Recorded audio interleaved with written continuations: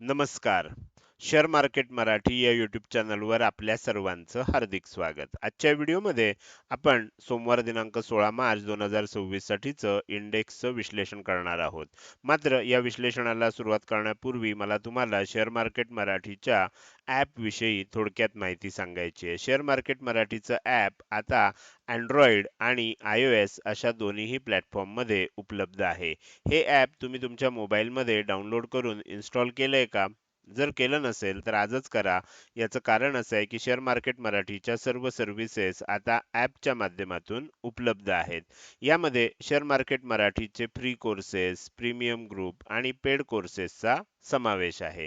समजा तुम्हाला हे ॲप डाउनलोड करून इन्स्टॉल करायचं असेल तर त्याची लिंक या व्हिडिओच्या डिस्क्रिप्शनमध्ये तसंच कमेंट सेक्शनमध्ये जी पहिलीच कमेंट आहे ज्याला आपण पिन कमेंट म्हणतो त्यामध्ये उपलब्ध करून दिलेली आहे. तिथे जाऊन तुम्ही हे ॲप डाउनलोड करून इन्स्टॉल करू शकता. हे झालं शेअर मार्केट मराठीच्या ॲप विषयी थोडक्यात माहिती. आता आपण आपल्या मूळ विषयाकडे परत जाऊया आणि सोमवारी इंडेक्समध्ये कशाप्रकारे मूव्हमेंट होऊ शकते याचं विश्लेषण करण्यासाठी डायरेक्टली जाऊया चार्टवर. आणि इथे मी निफ्टी 50चा 15 मिनिटाच्या टाइम फ्रेम मधला चार्ट ओपन केलेला आहे. आता ह्या चार्टमध्ये तुम्हाला ज्या लेवल दिसत आहेत ह्या लेवल विषयी आपण ह्यापूर्वीच्याच व्हिडिओमध्ये म्हणजेच तीनही इंडेक्समध्ये वीकली आणि डेली टाइम फ्रेम मध्ये जो आपण विश्लेषण करतो मागचाच ह्याच्या आधीचाच जो व्हिडिओ आहे त्या व्हिडिओमध्ये मी ह्याविषयी तुम्हाला सर्व माहिती व्यवस्थित सांगितलेली आहे. तरी देखील थोडक्यात सांगतो की खाली येत असताना जी लॉंग टर्मची टार्गेट होती त्यामध्ये 23,275 हे शेवटचं टार्गेट होतं. त्याच्या आधी 23,425 हे टार्गेट होतं आणि त्याच्या आधी 23,615 म्हणजे हे साधारणपणे आपण पहिलं टार्गेट आहे असं समजू शकतो. हे दुसरं टार्गेट आहे असं समजू शकतो आणि हे तिसरं टार्गेट आहे. तर अशी 3 टार्गेट होती आणि म्हणून ज्यावेळेला 23,425 या लेवलच्या आसपास इथे शुक्रवारी ओपन झालं त्यावेळेलाच मी सांगितलं की माझ्या लॉंग टर्मच्या ज्या मंदीच्या पोझिशन्स आहेत त्या मी आता स्क्वेअर ऑफ केल्या आहेत. शॉर्ट टर्म मध्ये ज्या काही पोझिशन असतील म्हणजे शॉर्ट टर्म मध्ये जेवढ्या जेवढ्या संधी मिळतील तेवढ्या तेवढ्या आपण घेऊ शकतो. पण लॉंग टर्म मध्ये आपण जे काही मंदी केली आहे कारण फायनल टार्गेटच्या आधीच थोडंसं आपण सावधपणे बाहेर पडलेलं योग्य आहे. जरी आपल्याला माहिती आहे की सध्या युद्धाच्या परिस्थितीमध्ये काही सुधारणा नाही आहे त्यामुळे मार्केटला अजूनही बेरिश मुवमेंट होण्यासाठीचं प्रेशर आहे. पण हे सगळं जरी माहीत असलं तरी आपल्या सिस्टीम नुसार जे काही निर्णय होतात त्यानुसार मी माझा ट्रेड करत असतो. कारण मार्केटमध्ये शिस्तबद्ध राहिलं तरच आपल्याला फायदा होतो. खूप जास्त आपण लोभाची अपेक्षा ठेवली, प्रॉफिटची अपेक्षा ठेवली, शेवटपर्यंत राहिलो तर ज्यावेळेला अचानक एखाद्या दिवशी काय होणार आहे, गॅप अप ओपन होणार आहे आणि खूप मोठी तेजी बघायला मिळणार आहे. आणि मग त्यावेळेला काय होणार, त्यावेळेला आपल्या ज्या शॉर्ट पोझिशन जर असतील तर त्या आपल्याला अडचणीच्या ठरू शकतात. तर त्यापेक्षा सिस्टीमनं आपल्याला ज्या लेव्हल दिल्यात त्या लेव्हलला आपण थांबलेलं योग्य असतं. हे झालं मागच्या व्हिडिओमध्ये काय सांगितलं हे थोडक्यात सांगितलं. ज्यांनी मागचा व्हिडिओ बघितला नसेल त्यांनी अवश्य बघावा. आपण आता सोमवारचा फक्त विचार करूया कारण मागच्या व्हिडिओमध्ये आपण जर वीकली आणि डेली टाइम फ्रेम मध्ये म्हणजे पुढच्या संपूर्ण आठवड्यासाठीचं विश्लेषण केलं होतं. आता आपल्याला काय बघायचंय की फक्त सोमवारसाठी. तर सोमवारसाठी खालच्या बाजूला आता ह्या मी मुद्दाम थोड्या वेगळ्या म्हणजे थोडं डार्क ह्याच्यात दाखवल्यात. ह्या ज्या लेवल आहेत ना ह्या लेवल काही ॲस्ट्रो लेवल नाहीत. ह्या वरच्या लेवल सगळ्या ॲस्ट्रो लेवल होत्या. ह्या लेवल ज्या आहेत ह्या आपल्याला टेक्निकल लेवल आहेत. सध्या जी परिस्थिती आहे टेक्निकली ती आपल्याला अशी दिसते की 23,000 ते 23,075 हा सपोर्ट झोन आहे. त्यामुळे जरी सोमवारी आपल्याला फ्लॅट ओपन झालं, गॅप अप ओपन झालं किंवा गॅप डाऊन ओपन झालं आणि खाली जायला लागलं तरी 23,000च्या जरी थोड्या वेळासाठी खाली जरी गेलं तरी 23,000 ला सपोर्ट घेऊन एकदा बाउन्स येण्याची शक्यता आहे. त्यामुळे दिसतंय असं की सोमवारी जर काही परिस्थिती आली तरी 23,000च्या आसपास सपोर्ट घेण्याची शक्यता आहे. कदाचित काय होईल फ्लॅट ओपन होईल आणि वरच जायला लागेल. कदाचित असं होईल की फ्लॅट ओपन होईल, पहिलं खाली जाईल आणि त्यानंतर मग वर जायला लागेल किंवा काय होईल गॅप डाऊन ओपन होईल. गॅप डाऊन ओपन होईल, थोडंसं खाली जाईल आणि मग वर जायला लागेल. अशा प्रकारची परिस्थिती आपल्याला दिसते. आता मीडियम टर्ममध्ये आणि लाँग टर्ममध्ये जोपर्यंत एक चांगला मोठा बाउन्स येत नाही, तोपर्यंत आता नवीन काही आपल्याला म्हणजे मला तरी माझ्या सिस्टीमनुसार कुठलीही नवीन पोझिशन बनवता येणार नाही. शॉर्ट टर्ममध्ये इंट्राडेमध्ये आपल्याला ज्या ज्या काही संधी मिळतात त्यानुसार पोझिशन घेतच राहणार. पण मीडियम टर्म किंवा लाँग टर्मसाठी म्हणजे आपल्याला 1 आठवड्यापासून एक 2-3 आठवड्यासाठी अशी जर काही पोझिशन बनवायची असेल, तर त्याच्यासाठी आता आपल्याला एका मोठ्या बाउन्सची अपेक्षा आहे. त्याचबरोबर 2 दिवसापूर्वीच्या व्हिडिओमध्ये मी सांगितलंय, की साधारण 20 तारखेच्या आसपास अलीकडे-पलीकडे मार्केटमध्ये आपल्याला लो लागू शकतो, लो बनवू शकतो आणि त्यानंतर एक बाउन्सला किंवा मार्केटमध्ये एक तेजीला सुरुवात होऊ शकते. आता तर त्याच्या मागे सुद्धा ॲस्ट्रोलॉजिकल कारणं आहेत आणि त्यामुळे आपल्याला काय होतंय, की त्यानंतर आपल्याला होऊ शकतं. म्हणजे आता पुढच्या आठवड्यातच ह्या सर्व गोष्टी होणार आहेत. तर आता इथे कुठेतरी म्हणजे साधारणपणे अगदी आणखीन खाली जायचं झालं, तरी साधारण 22,800 च्या आसपास 22,500 पासून 22,800 पर्यंत थोडंसं medium term to long term बघितलं, तर इथे कुठेतरी सपोर्ट घेण्याची शक्यता आपल्याला वाटतेय. पण उद्या सोमवारसाठी आपल्याला असं वाटतंय, की 23,000 ची लेव्हल सपोर्ट घेऊ शकेल आणि जर खरोखरच इथनं बाउन्स आला, तर मग पुढचा विचार आपण करू शकतो. तर अशा प्रकारचं चित्र दिसतंय. कुठेतरी आता आपल्याला ही जी काही मंदी होतीये, कारण आपण जर बघितलं तर 3,000 म्हणजे 3200 पॉइंटपेक्षा जास्तीची मंदी झालेली आहे आता टॉपपासून.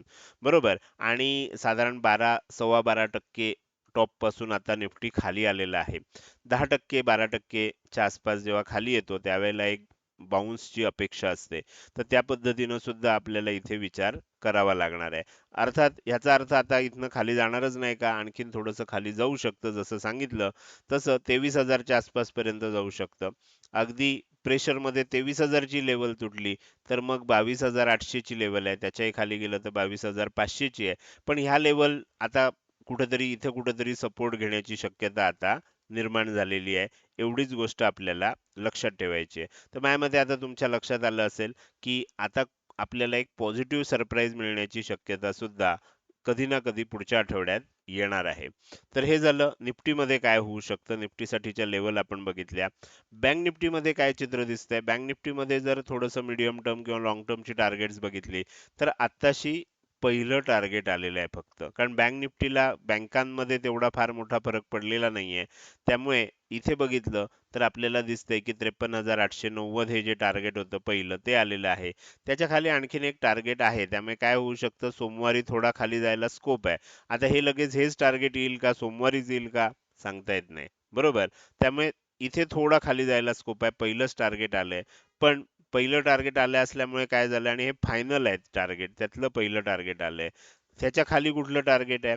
तर 52,060 आहे दुसरं. तिसरं टार्गेट आहे 50,685. म्हणजे तुम्ही बघितलं तर अजून 2-3 हजार पॉइंट इथे बँक निफ्टीमध्ये खालची टार्गेट्स आहेत शिल्लक. पण आता ही सगळीच्या सगळी येतीलच असं नाही. आपल्याला कुठेतरी ह्या 2 टार्गेटच्या आसपास मला असं आत्ता तरी वाटतंय.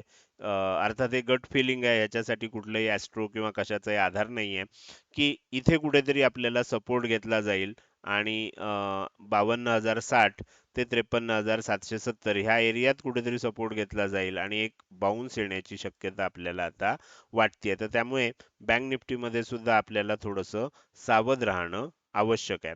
हे झालं निफ्टी आणि बँक निफ्टीचं विश्लेषण उद्यासाठी. त्यामुळे उद्या खाली जात असेल तर थोडंसं इनिशियल फ्लो बरोबर जाऊ द्यायचं आणि त्यानंतर एक बाउन्स येऊ शकेल अशा प्रकारचं चित्र आता आपल्याला दिसायला लागलंय. अर्थात त्याच्यासाठी प्राइस ऍक्शन व्हायला पाहिजे. जर इथनं बाउन्स येणार असेल तर त्याच्यासाठी डब्ल्यू पॅटर्न बनला पाहिजे. जोपर्यंत डब्ल्यू पॅटर्न बनत नाही, आता काय होईल? खाली गेलं, वर आलं, परत खाली जाताना हा लो तोडला आणि खाली जायला मग डब्ल्यू पॅटर्नची शक्यताच संपली. मग आणखीन खाली जाणार, परत वर गेलं, परत खाली जाताना जर समजा हा लो तोडला, मग ते खाली खालीच जात जाणार. म्हणजे ह्याला काय म्हणतात? लोअर हाय, लोअर लो. बरोबर? असं जर फॉर्मेशन बनवत राहिलं तर खाली जाणार. आपल्याला इथे काय झालं पाहिजे? इथे पहिला जो लो आहे तो खाली बनला पाहिजे. दुसरा जो लो आहे तो थोडा हायर बनला पाहिजे.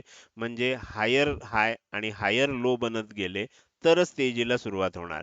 बरोबर? लोअर लो, लोअर हाय बनत राहिले तर ही मंदी चालूच राहणार. तर त्यामुळे डब्ल्यू पॅटर्नची आपल्याला थोडक्यात वाट बघायची आहे. तो जिथे बनेल पहिल्यांदा 15 मिनिटावर बनेल, मग हळू आपल्याला तासावर बनताना दिसेल, मग डेली टाइम फ्रेममध्ये, मग वीक अशा पद्धतीनं तो डब्ल्यू पॅटर्न बनत बनत मग हळूहळू आपल्याला हा जो ट्रेंड आहे तो रिव्हर्स होईल पुढच्या आठवड्यात असं आत्ता तरी आपण अपेक्षा ठेवू शकतोय. हे झालं निफ्टी आणि बँक निफ्टीचं विश्लेषण. आता पुढे जाऊन सेन्सेक्सचं विश्लेषण करायचं आहे. मात्र त्यापूर्वी आपल्याला जर शेअर मार्केट मराठी या यूट्यूब चॅनलच्या मेंबरशिप विषयी अधिक माहिती पाहिजे असेल, तर तुम्हाला त्याची माहिती आपल्या यूट्यूबवरच सबस्क्राईब बटनच्या शेजारी असणारं जॉईन बटन जे आहे ते क्लिक करून तुम्ही चॅनलची मेंबरशिप पण घेऊ शकता आणि मेंबरशिप विषयीची माहिती पण वाचू शकता. तर तिथे तुम्हाला ती माहिती वाचायचा एक स्कोप आहे. माहिती तिथे सगळी समजून घेऊ शकते. आपण इथे चार त्याच्यामध्ये लेव्हल्स केलेले आहेत. ब्रॉन्झ लेव्हल आहे, सिल्वर आहे, गोल्ड आहे आणि प्लॅटिनम आहे. त्याचसोबत इथे तुम्हाला जी काही फी दिसते ही विंडोजमध्ये किंवा अँड्रॉइड विंडोज लॅपटॉप डेस्कटॉप किंवा अँड्रॉइड फोनमध्ये जर बघितली तर असेल. ॲपलशी रिलेटेड कुठल्याही डिव्हाइसेससाठी हे दर जास्त असणार आहेत, कारण ॲपल त्यांचे स्वतःचे टॅक्सेस लावतं. तर त्यामुळे तुम्हाला इथे ॲपलच्या डिव्हाइसेसवर जर बघितले तर हे दर तुम्हाला जास्त दिसतील. तर तुम्ही विंडोज किंवा अँड्रॉइड फोनमधनं तुमचं ईमेल आय डीला रजिस्ट्रेशन करून मेंबरशिप घेऊ शकता आणि त्यानंतर ॲपल डिव्हाइसेसवर त्याच ईमेलनं लॉग इन करून तुम्ही चॅनल मेंबरशिप कंटिन्यू करू शकता. तर असे काही त्याच्यामध्ये मेथड्स असतात. अधिक माहिती पाहिजे असेल तर तुम्ही काय करू शकता, माझ्या व्हॉट्सअपसाठी जो मेसेज नंबर दिलेला आहे त्याच्यावर मेसेज पाठवा आणि तिथनं तुम्हाला अधिक माहिती मिळू शकतील. आपले सर्व पेड कोर्सेसचे जे सदस्य आहेत, म्हणजे आपल्याला जे कॉम्बो कोर्सचे सदस्य आहेत, त्यानंतर मनी मशीन कोर्सचे सदस्य आहेत, ऑप्शन ट्रेडिंग कोर्सचे सदस्य आहेत, आत्मा कोर्सचे सदस्य आहेत, अशा सर्व सदस्यांना आणि प्रीमियम ग्रुप मेंबरना आपण ॲस्ट्रो मार्केट अपडेट देतच आहे. एका लेवल पर्यंतची देतोय. त्यामुळे तुम्हाला मेंबरशिप घेतलीच पाहिजे असं कंपल्सरी नाही आहे. घेतलीत तर तुम्हाला आणखीन काही फॅसिलिटीज मिळू शकतात, पण न घेता सुद्धा तुम्हाला बरीचशी अपडेट्स मिळत असतील. तुम्हाला डायरेक्ट अपडेट घ्यायचं असेल तर ॲटलिस्ट गोल्ड मेंबरशिप तरी तुम्ही घ्यावी, कारण त्याच्यामध्ये सर्वात जास्त व्यवस्थित अपडेट्स दिली जातात. प्लॅटिनम घेतली तर उत्तमच आहे. तर अशा प्रकारे मेंबरशिपसाठीचे ऑप्शन आहेत. अधिक कुठलीही माहिती पाहिजे असेल तर मेसेज करा, कॉल करू नका. या नंबरवर कॉल स्वीकारले जात नाहीत. चॅनल मेंबरशिपची माहिती तुम्हाला ह्या नंबरवर व्हॉट्सअप मेसेजद्वारे मिळू शकेल. तर हे झालं आपल्या यूट्यूब चॅनल मेंबरशिप विषयी. आता आपण पुन्हा एकदा आपल्या मूळ विषयाकडे परत जाऊया आणि सेन्सेक्सचं विश्लेषण करायला सुरुवात करूया. आता सेन्सेक्समध्ये सुद्धा जी फायनल 2 टार्गेट होती त्यातलं एक टार्गेट आलेलं आहे. म्हणजे ॲक्च्युली हे दुसरं टार्गेट होतं. एक टार्गेट आणखीन वर सुद्धा आहे. ते ऑलरेडी आलेलं होतं. दुसरं टार्गेट आलेलं आहे आणि हे दुसरं टार्गेट जे आहे हे 75,555 अशी राउंड फिगर आहे. तर ते टार्गेट आपल्याला शुक्रवारीच अटेंड झालं. खाली जातोय. फायनल टार्गेट राहिलंय 74,260 चं. खाली जाऊन हे टार्गेट येऊ शकतं. फायनल टार्गेटच्याही आणखीन थोडं खाली जाऊ शकतं आणि त्यानंतर आपल्याला कुठेतरी काय होईल, एक तेजी बघायला मिळेल. परत थोडंसं खाली येईल आणि परत वर जाताना आपल्याला एक डब्ल्यू पॅटर्न बनवून मग वर जाऊ शकतं. अशा प्रकारचं चित्र आता दिसतंय. पण ॲस्ट्रॉलॉजिकली आपण बघितलं तर आता ही सर्व फायनल टार्गेट मंदीची यायला सुरुवात झाली आहे. निफ्टीमध्ये सर्व टार्गेट आलेली आहेत. बँक निफ्टीमध्ये फायनलचं पहिलं टार्गेट आलेलं आहे. सेन्सेक्समध्ये पहिली 2 टार्गेट आलेली आहेत. तिसरं शेवटचं टार्गेट येणं बाकी आहे. त्यामुळे जर थोडंसं बँक निफ्टी आणखीन खाली जाणार असेल तर ते निफ्टी आणि सेन्सेक्सला घेऊन जाऊ शकतं. त्यामुळे मग काय होईल, सेन्सेक्सची सर्व टार्गेट येऊन जातील. त्याच्याही थोडंसं खाली जाऊ शकतं आणि मग जेव्हा डब्ल्यू पॅटर्न बनेल, इथे एक गोष्ट लक्षात ठेवा, जोपर्यंत डब्ल्यू पॅटर्न बनणार नाही तोपर्यंत तेजी होणार नाही.